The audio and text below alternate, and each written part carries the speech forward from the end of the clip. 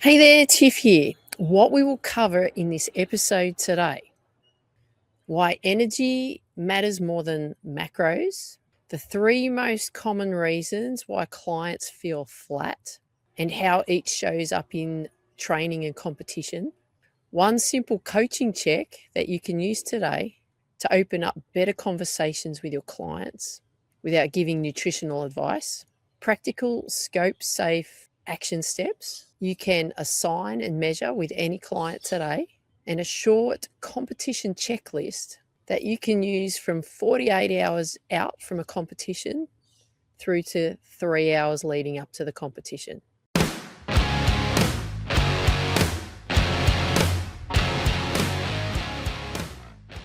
Welcome to the Profitable Sports Coach, the channel for coaches who want simple, actionable tools to help their clients feel better, perform better, and stay consistent without adding more hours to your schedule. I'm your host, Tiffany Mika. Just call me Tiff. I've spent over 30 years in sport, leadership, communication, and performance. One clear lesson I've learned is this: when energy and recovery are off, everything becomes harder for you, the coach, and for your client. Today, we are going to start with the foundation: why your clients are tired and what you can do about it. By the end of this episode, you'll have 3 quick checks: a 5-minute assessment that you can action now, and a 48-hour competition checklist you can give your athletes. Let's get into it. Okay, let's have a look at why energy and recovery matter more than just the macros. Now, the key message I want you to get here is energy is the foundation, macros are the fine-tuning. So when coaches are working with clients, most of them think about motivation, discipline, or creating a new program. And the practical truth is, if energy is low, nothing else works. Low energy reduces mood. Low energy affects training quality. Low energy affects recovery. Low energy affects decision making, and low energy affects consistency. You don't need to prescribe diets. You need to coach simple habits around fueling time. You need to coach simple habits around hydration. You need to coach simple habits around protein presence. You need to coach simple habits around blood sugar stability. You need to coach simple habits around sleep. You need to coach simple habits around stress. If you improve those and training quality, then retention will improve quite often without having to change your programs that you work with your clients. So this is the type of coaching language you could use with your clients. Before we change your program, let's check the basics. Let's check how your recovery is going. Let's check how your energy is going. Let's check on how your meal consistency is going. Tell me, how have those been this week? So that's the kind of language that you can use with your client.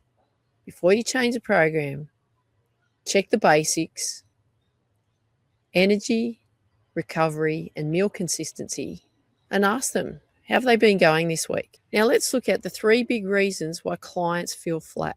Here are the 3 high-frequency causes I see all the time, and there's 3 simple actions for each. First one is underfueling, even when you're eating healthy.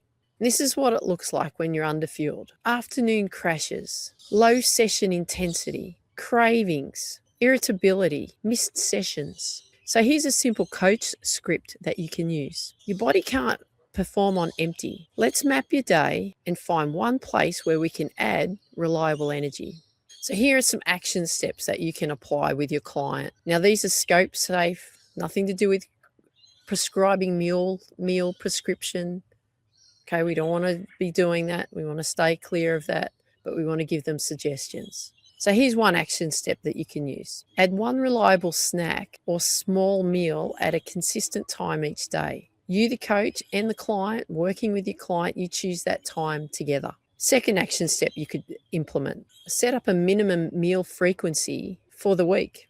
So for example, aim for 3 main eating occasions plus 1 top-up. Third action step: swap one low energy snack for a balanced option. That includes a protein or a protein equivalent. And then how can you measure that? Have a client energy rating for your clients between 0 and 10 each day. 0 being not so good, 10 being awesome. number of missed sessions that they have, perceived session quality. So you want to be looking at how you measure, or how they can measure where they're at, what their energy rating is. Are they missing sessions? Are they attending sessions? And what's their perceived rating when they actually are participating in sessions with you and also on their own? Now, if your client that you're working with is also in competition, then we can look at it this way. 48 hours prior to the competition, just keep the usual familiar eating pattern and don't experiment with any other foods. 2 to 3 hours before the competition, eat a familiar, balanced pre-event top-up that your client has used in training. 30 to 60 minutes before competition, a small, easily top up if needed. So a coach prompt that you could use with your client if they're actually competing in competitions. What pre-event top up have you used in training that felt really good? Let me know what that is, and that's what you want to apply. Number 2, here we go. Dehydration. Most people don't realize that they actually are dehydrated. So what does dehydration look like? Dehydration has headaches. Dehydration has fogginess. Dehydration has a higher perceived effort. Dehydration has poor recovery. So here's a simple coach script that you can use. Hydration is a performance habit. Let's make it measurable rather than it's assumed. So here are some action steps that you can use with your client that will help towards helping them understand dehydration. Number 1, this is your baseline check. Have the client notice when they're going to the bathroom, i.e. the toilet, what color their urine is. So the first thing that they want to notice in the morning is the color. Is it a deep yellow color or is it a nice pale color? Because a pale color, almost clear, is looking along the line that it's quite good and well hydrated. If it's quite yellow, that shows that they are dehydrated. Number 2, morning target. Encourage a set fluid goal in the first 2 hours of waking, and just use it with your client as amount of bottles that they have drunk in the morning, whether it be a 300 ml bottle, 500 ml bottle. Work on a target. Number 3, a pre and post session habit. Drink a set volume before and sip during the actual training sessions. Now, how could you measure this from a dehydration point of view to encourage your clients to be more hydrated? Well, we can do simple things like a daily bottle count, how many 500 ml bottles that they've drunk throughout the day, whether they've had self-reported thirst, and what their rate of perceived exertion is throughout their session. Are they feeling thirsty or are they feeling good? That's a good way to measure it. We want to keep it nice and simple. So again, if your clients are competing in tournaments, let's have a look at it from 48 hours out. What we want to be doing 48 hours out is a consistent fluid intake. Try to ignore the alcohol and not have any alcohol, because we know that alcohol creates dehydration. 2 hours before the event, a planned fluid volume with electrolytes if sweat is high. And during competition, scheduled sips at breaks. So your coaching prompt for your clients that are actually competing in competitions is, when will you sip during your event? Let's plan the timing and the product that you've practiced. Let's have a couple of quick examples here. So I've been in the tennis industry teaching, playing, performing, competing. Been in the golf industry teaching, playing, performing, competing. And also now I'm in the lawn bowls industry competing and making progress with that. Now, the big things that I'm actually seeing with tennis, obviously, when you play tennis, it's a high exertion sport. You need to be sipping every time you change ends, okay? Planning through that. With golf, like, you're going to be walking around playing. So once you play a hole from tee to green, have a sip before you tee off on the next one. Lawn bowls, this is the one that's doing my head in. So many, especially with the guys, because I play a lot with the guys, they drink a lot of beer. So that's a very dehydrating, isn't it? So every time, every second end that they change, they'll take a sip of beer. They wonder why they can't perform to the level that they want to perform at, especially when they're playing all day. So when I'm playing lawn bowls, I make sure that I'm well hydrated before I go and play. And also, the big thing too is every second end when I come back to where I've stored my drink bottle, as I have a sip. And I usually have a hydrate drink in that. water, so that I'm making sure that I'm well hydrated so that I can perform to the level that I want to perform at. Because even though I'm a sports coach myself, I'm still competing.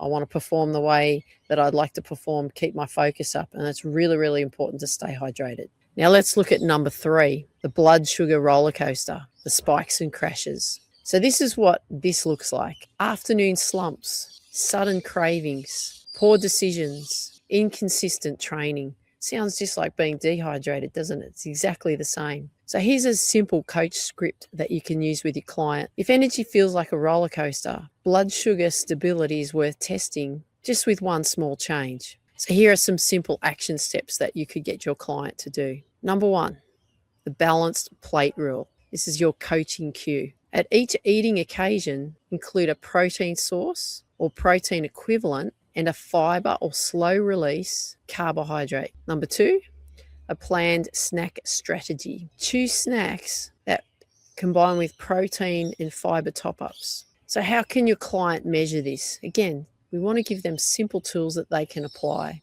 and simple things that you can help them look for. The frequency of crashes throughout the day and what their energy rating is at key times, somewhere about around the 2 p.m., 3 p.m. in the afternoon. Now, during competition time, especially 48 hours out, the timing actually matters. 48 hours out from a competition, avoid large, unfamiliar, high GI items. 2 to 3 hours before, you want moderate, familiar pre-event top-up that includes a protein presence. During those long events, small, regular carbohydrate top-ups that the athlete has practiced. So the coaching prompt that you can use for competition is what causes your client to crash in training, and ensure that you plan a small top-up to prevent that on game day.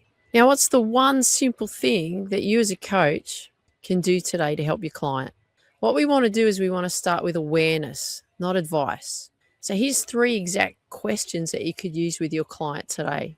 Number 1, how's your energy been going this week? And ask them to rate it between 0 and 10.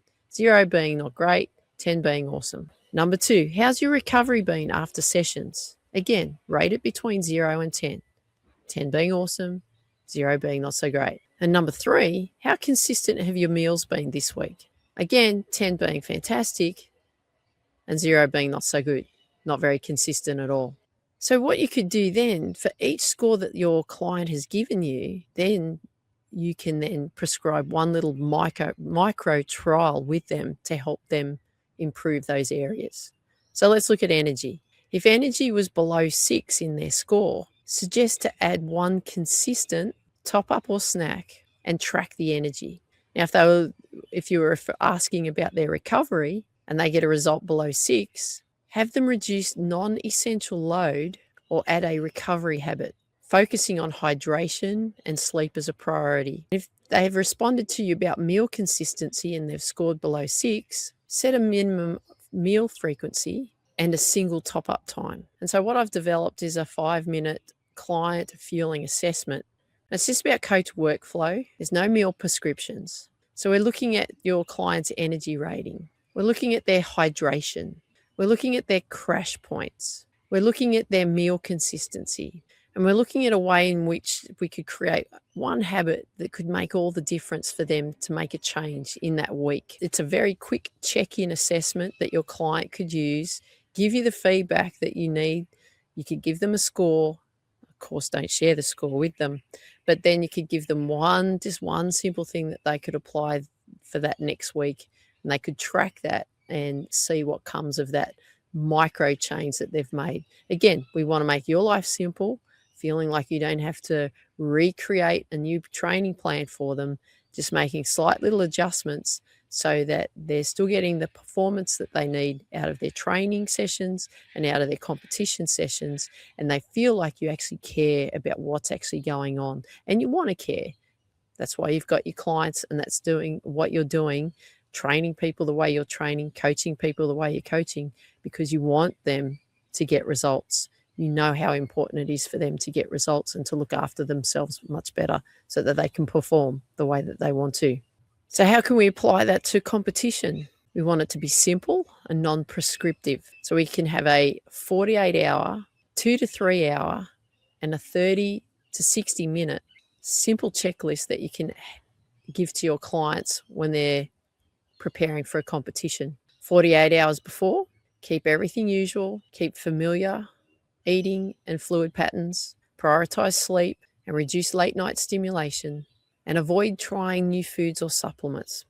Not the right time to try those types of things 48 hours from a competition. 2 to 3 hours before their competition, use a familiar pre-event top-up that your client has practiced in training. Drink a planned volume of fluid and include electrolytes if sweat is high. Avoid large unfamiliar items that can upset the gut. 30 to 60 minutes before, small, easy, tolerated, top-up only if needed. Small sips of fluid. Avoid large volumes immediately before they kick off their competition. During their competition event, scheduled sips, small top-ups at planned breaks, and only use the products that they've been practicing in training. Don't add anything new to this. And post-event, rehydrate and include a recovery top-up with protein presence within the first hour. And of course, passive recovery and sleep. So here's a simple coaching script that you can give to your clients if they're competing. Use the checklist and pick the pre-event top-up that you have practiced. If you haven't practiced one, choose something simple and familiar. Do not experiment at this time. Thanks for listening today. It's been an honor sharing this information with you. We're all about creating better businesses for our sports coaching business, getting the clients that we have to get results. And if you want the 5-minute client feeling assessment, it's ready to use. Download the free PDF in the show notes. It is designed for coaches to use in sessions or send between sessions, and use it this week with one client and track the change. So here are the key takeaways from today's episode. Key takeaway number 1, energy is the foundation. Fix energy and training quality, recovery and consistency improve. Key takeaway number 2, 3 high leverage checks: fuel timing, hydration, and blood sugar stability. Key takeaway number 3, start with awareness, not advice. Use the 3-question check and the 5-minute assessment. Key takeaway number 4, competition matters. Use the 48-hour checklist to protect game day performance. And key takeaway number 5, implement one habit for 7 days. Needs to be small, measurable changes that compound into reliable performance and better retention. So here are some immediate action steps that you can implement straight away. Number 1, use the 3-question check with one client in your next session. Number 2, send the 5-minute client feeling assessment to one client and agree on a 7-day micro trial. Number 3, give one of your clients the 48-hour competition checklist before their next event. And number 4, measure, ask the client to rate energy daily and report session quality after 7 days. Thank you for being here. Really enjoyed your company today. Hope you got a lot of value out of today's episode. Love it if you could share with me with what you like best about today's episode below or wherever you hear this episode. Remember, this podcast is about simple, practical tools that make your coaching easier and more profitable without you burning out. Until the next episode, pick one client, pick one habit, and track the change. Always lead with intention and keep coaching with clarity and care. Take care. Talk soon. Bye for now.